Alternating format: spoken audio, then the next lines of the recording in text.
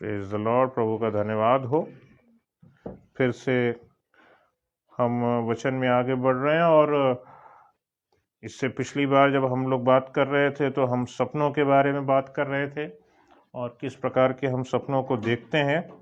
और इन सब चीज़ों में जब बात कर रहे होते हैं तो हमारा घर, जिस घर में हम रह रहे होते हैं, वो घर भी उतना ही अहम होता है कि वो घर है कैसा।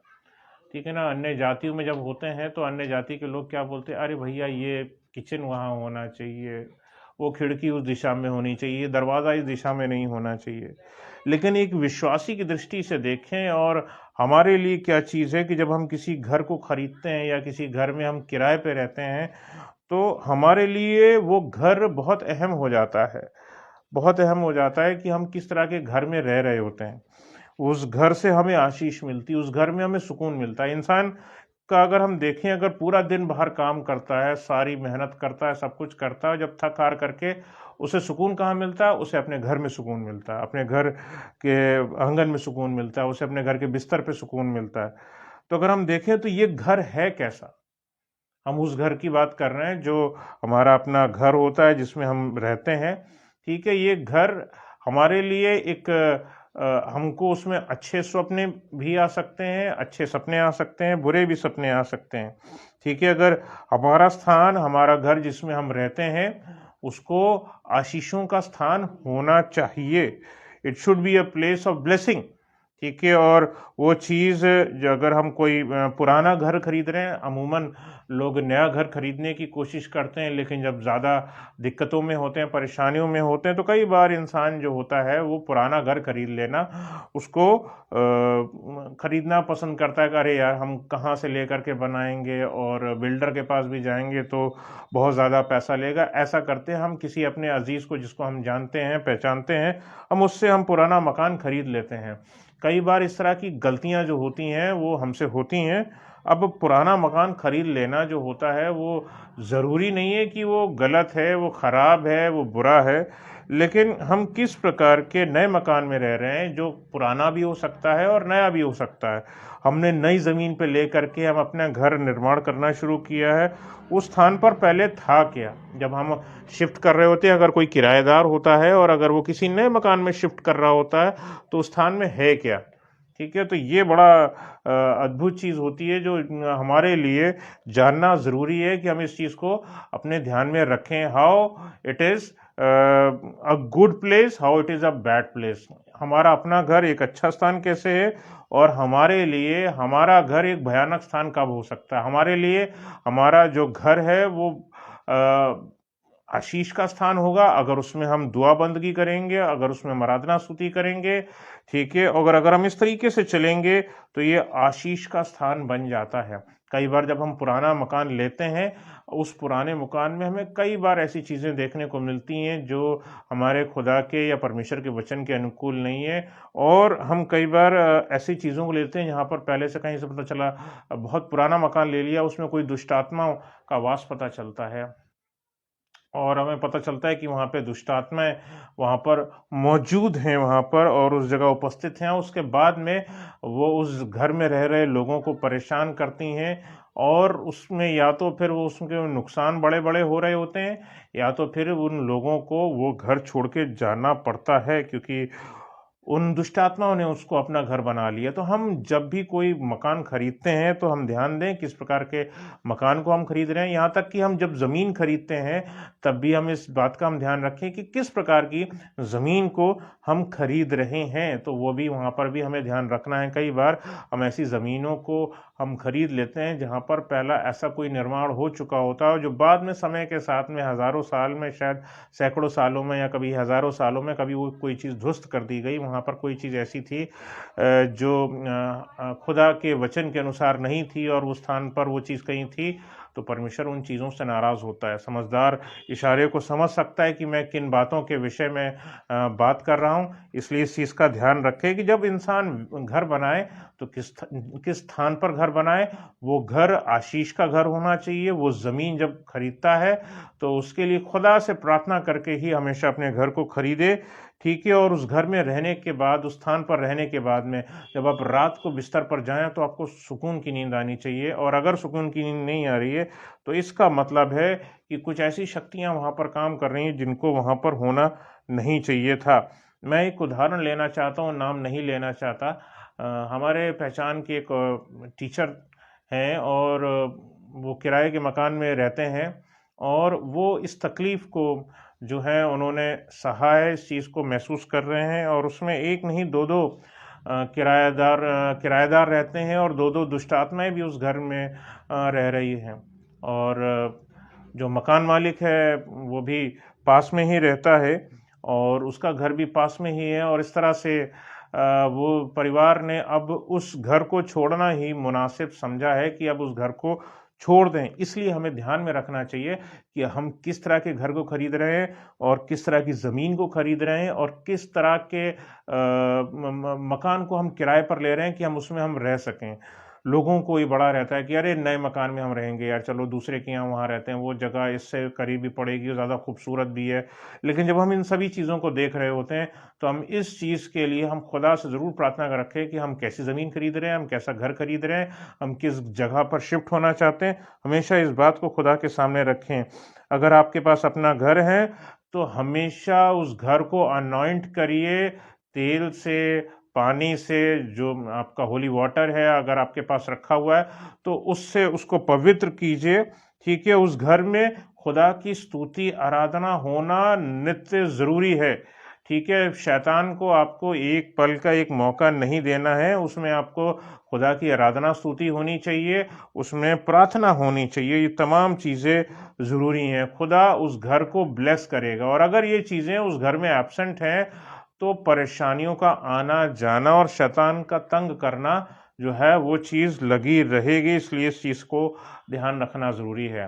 दूसरी एक चीज़ और की भी मैं बात करना चाहता हूँ। हर परिवार में जहाँ छोटे छोटे बच्चे होते हैं और कई बार बड़े और कई बार छोटे जो हैं वो एक बड़े हो रहे बच्चे जो होते हैं ख़ास तौर से उनको बड़ा शौक़ होता है कि लाओ मैं जो हूँ कि वो हॉरर मूवीज़ को देखें।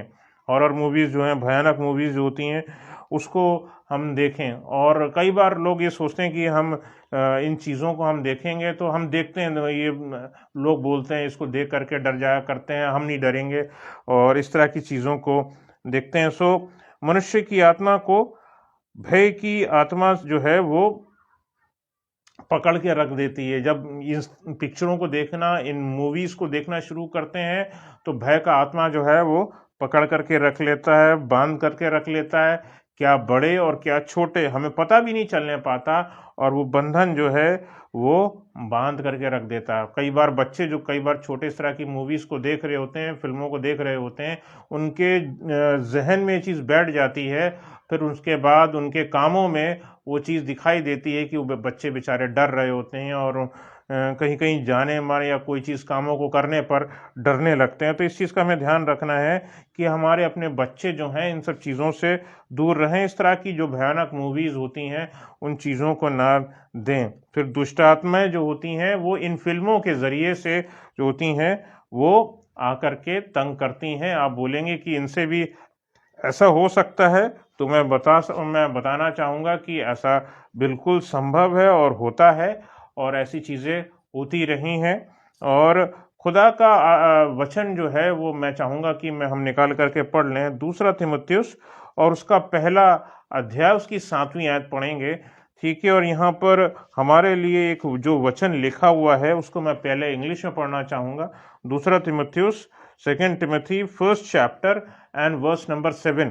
और यहाँ पे लिखा हुआ है, for God hath not given us the spirit of fear, ठीक है, but of power end of love end of sound mind. अब मैं चाहूंगा कि इसको हिंदी में एक बार पढ़ दिया जाए। दूसरा तीमुथियुस पहला अध्याय उसकी 7वीं आयत। लिखा है कि परमेश्वर ने हमें डर की आत्मा नहीं दी है हमें, परंतु सामर्थ, प्रेम और संयम की आत्मा दी है। हम मसीहों के जीवन में इन चीज़ों का पाया जाना बहुत ज़रूरी है कि जब डर काम नहीं करेगा, हम अपने बच्चों को, हम भी नहीं और ना ही हम अपने बच्चों को, ठीक है, इस तरह की चीज़ों में, इस तरह की मूवीज़ को हम दिखाएं, ठीक है ना। दुनिया के लोग ऐसा करते हैं, लेकिन हमें ऐसा काम हमें नहीं करना है। इस चीज़ को ठान करके रख लें। अगर आपने कभी टीवी पर अगर कोई मसीही प्रोग्राम अगर कभी देखे होंगे, या आपने मोबाइल पर, आप टीवी जो मोबाइल है उस पर यूट्यूब पे आप कोई सुंदर सा वचन सुनते हैं, आशीषित वचन सुनते हैं, या आशीषित प्रेजेंट वर्शिप को आप सुनते हैं, आप भर जाते हैं, आपको पवित्र आत्मा छू जाता है, आप बोलते हैं कि पवित्र आत्मा ने मुझे छुआ है। लोग जब उस वचन को सुन रहे होते हैं, जब लोग उस समय अनॉइंटिंग को महसूस कर रहे होते हैं, तो पता चलता है कि लोगों के अंदर से दुष्ट आत्माएं छोड़ करके जा रही होती है, लोगों के अंदर से जो उनकी बीमारियां होती हैं वो छोड़ करके जा रही होती है। तो खुदा उस घड़ी काम कर रहा होता है जब लोग टीवी पर देख रहे होते हैं, या अपने मोबाइल पर भी। आज के समय में तो मोबाइल चलने लगा है, टीवी का एक समय था, लेकिन अब मोबाइल पर भी जो है हम इस चीज़ को देखते हैं कि मोबाइल पर लोग जो है अपने वचन को सुनना पसंद करते हैं और उससे आशीषित होते हैं। सोचिए, अनॉइंटिंग उस मोबाइल से जो है व्यक्ति तक अगर पहुंच सकती है, उससे अभिषेक मनुष्य तक पहुंच सकता है, उससे बदरूहें भाग सकती हैं, उससे आशीष घर में आ सकती है, उससे बीमारियां छोड़ करके व्यक्ति को जा सकती हैं, उससे रुके हुए जो बंधन है वो टूट जाते हैं। तो आप समझ लीजिए कि इसका उल्टा भी होता है। जब अगर पवित्र आत्मा काम करता है, तो जब दुष्ट आत्मा भी काम करती है तो भी ऐसा ही होता है। और व्यक्ति या कोई बच्चा, ठीक है, अनजाने में भी अगर इन सब चीज़ों को करता है, तो दुष्ट आत्माएं जो होती हैं उस व्यक्ति को पकड़ लेती हैं, उस व्यक्ति के मन को, उसके हृदय को।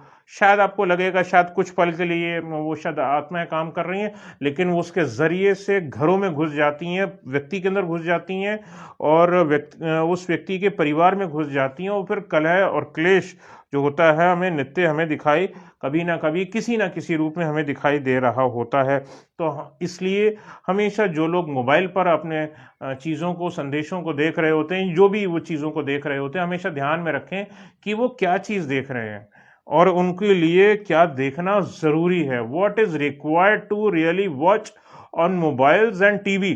हम क्या चीज़ देख रहे हैं। एक समय था जब लोग रेडियो पर भी परमेश्वर के संदेश को सुना करते थे।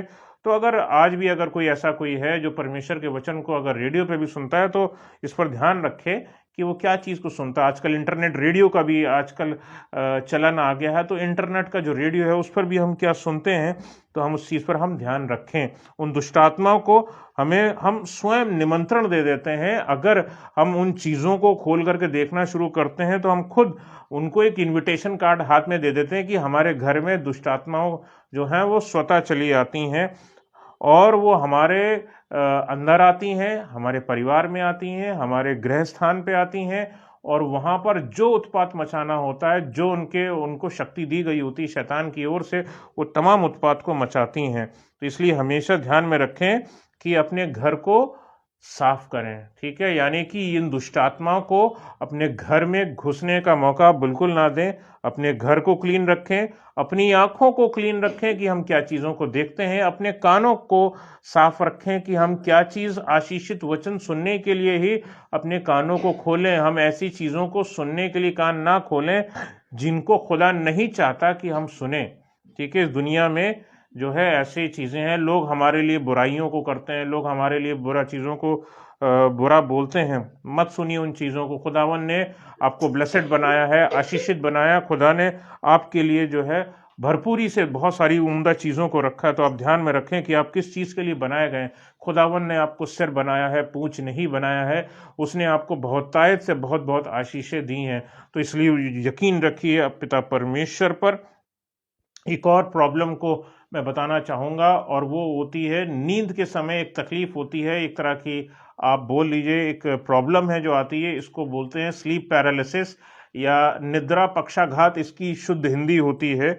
और इसमें क्या होता है कि दिमाग और शरीर के बीच का जो संतुलन होता है, जब इन सब चीज़ों में पड़े होते हैं या हम जिन चीज़ों को देख रहे होते हैं उसके बीच का संतुलन को शैतान जो है, ये दुष्शक्तियाँ जो हैं, ये दुष्ट आत्माएं जो होती हैं, वो उसको बिगाड़ करके रख देती हैं और इंसान बिछौने पर पड़ा पड़ा, अपने बिस्तर पर पड़ा पड़ा, जब वो इंसान बिस्तर पर पड़ा होता है, उसकी आंखें खुली होती हैं, वो इंसान सो नहीं पा रहा होता है और सोना चाहता भी है तब भी नहीं सोने पाता है, उसकी आंखें खुली होती हैं और अपने जिस्म को जब हिलाने डुलाने की बात आती है तो अपने जिस्म को वो हिला डुला भी नहीं पाता है, ऐसी स्थिति आती है। ये परमानेंट नहीं होता है कि हमेशा के लिए ऐसा हो, हर समय सो रहे हो तो हाँ इंसान जाग जाए, लेकिन ये कुछ सेकंडों के लिए भी हो सकता है, कुछ मिनटों के लिए भी हो सकता है, लेकिन ऐसा होता है और इस तरह की चीज़ हमें देखने को मिलती है। बॉडी जो है वो मूव करना जो है बिल्कुल बंद कर देती है और मैं बताना चाहता हूँ कि इंसान को ऐसा लगता है जैसे मितली आ रही हो, उल्टी सी हो जाएगी। दिमाग जो है आपका जगा हुआ होता है, आपका दिल चाहता है कि सो जाए, आप चाहते हैं कि सो जाएं, लेकिन दिमाग जगा हुआ होता है और शरीर को ऐसा लगता है कि जैसे मानो शरीर से आत्मा जो है वो छोड़ करके जा रही होती है। मेरे पुराने समय में जब मैं परमेश्वर के पीछे नहीं चलता था तो मेरे जीवन में भी ऐसा समय था जब मैं हिप्नोटिज्म के पीछे जो था मैं भागा करता था, उस तरह की चीज़ों में मैं किया करता था। तो तब मेरे को इस चीज़ों का अनुभव हुआ और उस उन प्रैक्टिसेस में मैंने इस चीज़ को महसूस किया था और मैंने देखा था कि मेरा जैसा लग रहा था कि मैं बिस्तर पर लेटा हुआ और मेरी आत्मा जो है वो मेरे शरीर को छोड़ करके जा रही है। ये कई सालों पुरानी घटना है। जब मैंने एबीसी की कलीसिया को, असेंबली ऑफ बिलीवर्स चर्च की कलीसिया को नहीं ज्वाइन किया था, परमेश्वर के पीछे नहीं चल रहा था, तब मैंने इन चीज़ों को जो है वो मैंने महसूस किया था और ये रियली बहुत डिफ़िकल्ट होता है, बहुत ही अद्भुत और भयानक होता है कि परमेश्वर ने तो जिस्म में ज़िंदा रहते हुए आत्मा को बंद करके रखा है कि जिस्म और आत्मा जो है वो साथ में बने रहे। लेकिन अगर परमेश्वर की मर्जी के बिना अगर आप आत्मा अगर आपको लग रहा है कि शरीर को छोड़ करके जा रही है तो इसमें बात निश्चित श्योर है कि इसमें शैतान का हाथ है। ठीक है, तो ये सेटेनिक था, डेमोनिक था मेरे जीवन में एक बहुत समय पहले और खुदा का शुक्र है कि जब मैंने प्रभु यीशु मसीह के पीछे अपने जीवन को चलना प्रारंभ किया, मैंने इन सब चीज़ों को अपने जीवन से दूर किया और खुदावन में आज मैं आज़ाद हूँ, इन सब चीज़ों से मैं दूर हूँ। ठीक है, तो हमें इस चीज़ का हमें ध्यान रखना चाहिए कि हम अपनी जो दरवाजे हैं, हम अपने घर के दरवाजे हैं किन चीज़ों के लिए खोलते हैं, हम अपने दिमाग के दरवाजे किन चीज़ों के लिए खोलते हैं, हम अपनी आँखों का दरवाज़ा हम किन चीज़ों के लिए खोलते हैं, हम अपने कानों का दरवाज़ा हम किन चीज़ों के लिए खोलते हैं। आपने योगा के बारे में भी सुना होगा कि वो एक प्रकार की एक्सरसाइज होती है। संसार में इस तरह की एक्सरसाइज लोग बहुत सारे व्यायाम करते हैं, लेकिन जो इसकी सच्चाई है वो ये है कि जैसे कि लोग भी बोलते हैं कि उससे चक्रों को जो उसमें होता है उसको जागृत किया जाता है और आखिरी जब चक्र जब जागृत होता है तो कुछ होता है। और मैं आपको ये बताना चाहता हूँ वो होता जो वहाँ बताया जाता है, जो संसार में बताया जाता है, वास्तव में ऐसा नहीं होता। होता क्या है कि जब ये चक्र आपके लागू होते हैं, खुलते जाते हैं, तो जितनी डेमोनिक पावर्स हैं, जितनी भी दुष्ट आत्माएं और दुष्ट शक्तियां हैं, उनकी सामर्थ्य बढ़ती जाती है और व्यक्ति उसी तरह के गिरफ्त में फंसता जाता है। और जैसे कि बोलते हैं कि स्पाइनल कॉर्ड में ये चीज़ है, चढ़ती आती है और फिर वो बुद्धि तक वो चीज़ पहुंचती है और वो व्यक्ति के दिमाग को अपने कब्जे में ले लेती है। इसलिए ध्यान रखना चाहिए कि हम इन चीज़ों से दूर रहें। हमारे लिए ये चीज़ें नहीं रखी गई हैं। हमारे बुद्धि पर कंट्रोल करने वाला ऑलरेडी परमेश्वर है। परमेश्वर ने हमें बंधन में नहीं रखा है, परमेश्वर ने हमें आज़ाद बनाया है, तो हमें आज़ाद रहना है। अगर आपके बच्चे भी दुनिया भर की इस तरह की किसी चीज़ों को करते हैं, अपने बच्चों को दूर रखिए, क्योंकि हम जानते हैं इस समाज में जो है लोगों को चीज़ें गलत गलत सिखाई जा रही हैं और इस चीज़ को आप ध्यान में रखें कि आपको अपने परिवार के लोगों को, अपने बच्चों को संभाल करके रखना है ताकि आपके परिवार में आपके बच्चे जो हैं वो सलामत रहें और सही रहें, ताकि खुदा की आशीष उनके ऊपर हो। आगे बढ़ते हैं। दूसरी चीज़ ये है कि बहुत सारे लोग जो हैं वो बाइबल मतलब जो दुनिया के लोग हैं वो मेडिटेशन करना पसंद करते हैं, उनको ध्यान लगाना बहुत पसंद है, और वो बोलते हैं कि अगर हम ऐसा करते हैं तो ऐसा करने से क्या होता है, हम अपने आप के ऊपर हम कंट्रोल करते हैं। मैं बताना चाहता हूँ, वो खुद को शांति ढूंढने के लिए ऐसा करने की कोशिश करते हैं कि वो अपने आप को खोज सकें। वो ऐसा ऐसा बोलते भी हैं कि वो अपने आप को खोज सकें, लेकिन परमेश्वर का वचन इस विषय क्या बोलता है कि हम अपने आप को खोजें या परमेश्वर को खोजें। एक जगह निकाल करके पढ़वाना चाहूँगा, निकाल लेंगे। पहला इतिहास 16 अध्याय और इसकी 11वीं आयत को निकाल करके पढ़ेंगे। लिखा है पहला इतिहास 16 अध्याय और उसकी 11वीं आयत।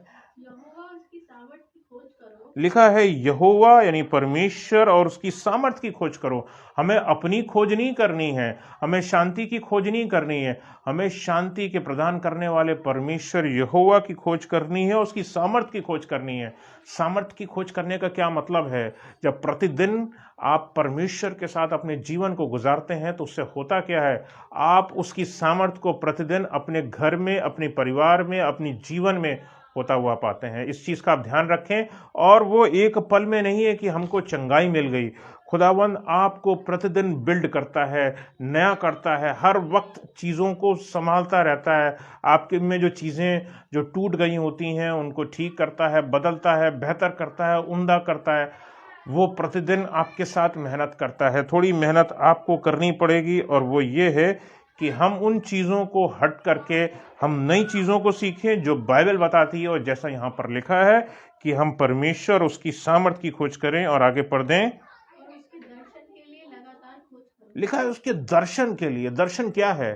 खुदावन जब हमसे बात करता है और हमें कुछ चीज़ों को दिखाता है, वो अपने प्लान्स को दर्शाता है कि खुदावन हमारे जीवन में काम क्या करना चाहता है। जब वो दर्शन हमें दिखा रहा है तो उस दर्शनों का पूरा होना ज़रूरी है, और उसके पीछे उसके मकसद होते हैं ताकि हम जो हैं वो फलवंत हो सकें।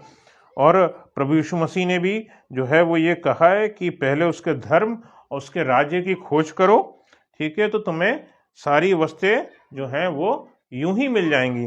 तो इससे पता चलता है कि हमारा जब पिता परमेश्वर जो है वो सब चीज़ों को यूं ही उपलब्ध करा रहा है, तो हम यहाँ तक कि शांति भी, मन की शांति भी, जीवन की शांति भी, आनंद भी, हर एक चीज़, ठीक है। और प्रभु यीशु मसीह ने कहा है ढूंढोगे तो तुम पाओगे, खटखटाओगे तो तुम्हारे लिए खोला जाएगा।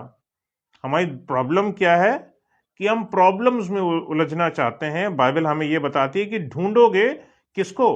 परमेश्वर को, ठीक है, तब हम उसको हम पा जाएंगे। उसकी सामर्थ को हम ढूंढेंगे तो उसकी सामर्थ को हम पा जाएंगे। हम उसकी शांति को खोजेंगे तो हम उसकी शांति को पा जाएंगे। ये हमारे लिए रखा गया। लिखा है खटखटाओगे तो तुम्हारे लिए खोला जाएगा। परमेश्वर ऐसा नहीं है कि हमारे लिए हम उससे प्रार्थनाएं करते रहें, वो हमारी प्रार्थनाओं पर ध्यान ही ना दे। परमेश्वर हमारी प्रार्थनाओं पर ध्यान लगाता है। खटखटाना हमारी ओर से ज़रूरी है, हम खटखटाएं और परमेश्वर हमारे लिए मार्ग को खोलता है, ठीक है। इसके अलावा हमें इस चीज़ का ध्यान रखना है कि जब हम संसार में होते हैं, चाहे अपने घरों में होते हैं, चाहे अपने संसार में होते हैं, इस चीज़ का हम हमेशा ध्यान में रखें। मनुष्य कैसा गीत सुन रहा है, किस प्रकार के गानों को सुन रहा है, इस चीज़ को ध्यान रखना ज़रूरी है। हम किस तरह की बुक्स को पढ़ रहे हैं, वो कैसी बुक्स थी, इस चीज़ पर ध्यान रखें। जब मैं प्रभु यीशु मसीह के पीछे नहीं चलता था तब मैंने इस चीज़ को अपने जीवन में महसूस किया। मैंने बहुत सारी पामिस्ट्री की और बहुत सारी एस्ट्रोलॉजी की बुक्स जो थी वो मेरे पास थी, मैं उससे पढ़ता था, लोगों के भविष्य को बताया करता था लोगों को। लेकिन खुदा ने एक दिन मेरे को पकड़ लिया और उस खुदा ने मेरे को झकझोर कर दिया और उसने मुझे बताया, बेटा सब कुछ मेरे इख्तियार में है, मेरे पास है, मैं ही आदि हूँ, मैं ही अंत हूँ। तेरा भविष्य मेरे हाथ में है, तेरा वर्तमान मेरे हाथ में है, और तू मेरे हाथों में पूर्ण रीति से सुरक्षित है।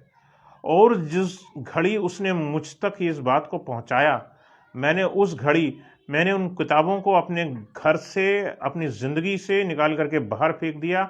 आज मैं आज़ाद हूँ और इन चीज़ों का ध्यान रखता हूँ कि मैं संसारिक गीतों को ना सुनूं, संसारिक चीज़ों में, उन चीज़ों में आनंद ना लूं और इस तरह की किताबों को ना पढूं। कई बार लोग अपने घरों में विंड चाइम्स को लगा लेते हैं जो सुनने में बड़े प्यारे से लगते हैं, लेकिन ये जो विंड चाइम्स होते हैं कई बार दुष्ट आत्मा, जैसे हम लोगों को कोई गीत पसंद आ जाता है, कोई धुन पसंद आ जाती है, उसी प्रकार से दुष्ट आत्माएं भी होती हैं, इनको भी ध्वनियाँ पसंद होती हैं और ये भी दुष्ट आत्माएं खींच करके चली आती हैं। तो ध्यान रखें कि आप क्या सुन रहे हैं। अगर कोई दुष्ट आत्मा किसी चीज़ को नापसंद करती है, वो क्या है? वो परमेश्वर के स्तुति के गीत हैं, आराधना स्तुति है, उसकी स्तुति में किया जा रहा जो भी म्यूज़िक बज रहा है उसको वो पसंद नहीं है। तो वो आप अपने घर में बजाइए, निश्चित रूप से बजाइए। और ये बात श्योर है कि शैतान, दुष्ट आत्माएं, दुष्ट शक्तियाँ आपके घर को कभी भी जो है छूने नहीं पाएंगी, आप सुरक्षित रहेंगी। और कई बार लोग अपने घरों में जैसे क्रिस्टल जो है वो उसको लगा लेते हैं, छोटी छोटी गेंद सी होती है और वो अपने घरों में लगाना और उसको देखना पसंद करते हैं। उन चीज़ों को अपने घरों में स्थान ना दें, इस बात का ध्यान रखें। Do not look for horoscope, जैसे कि मैंने बताया मैं कभी इन सब चीज़ों को किया करता था।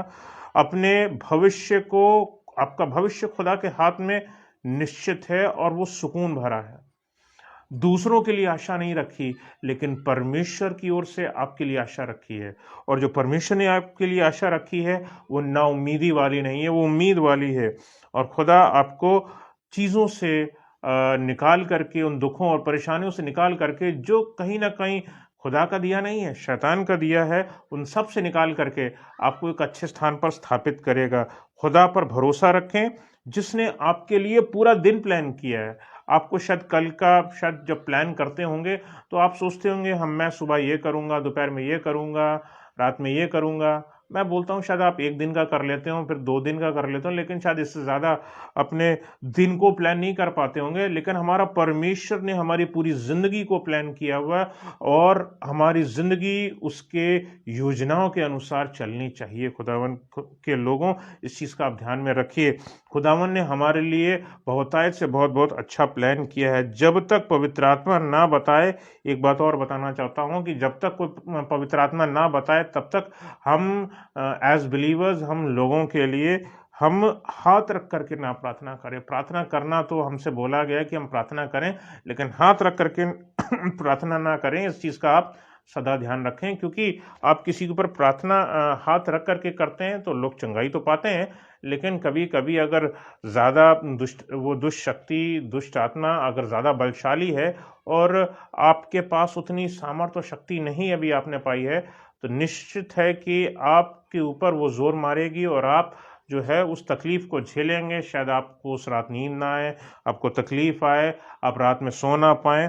ठीक है, तो इसी बिगाड़ शैतान हमारा कुछ नहीं सकता, वो बस इसी तरह की छोटी छोटी चीज़ों में आपको डाल करके आपको तंग करेगा, आपको परेशान करेगा, आपको ऐसी परेशानियों में लाएगा। उसको पता है कि वो हार चुका है।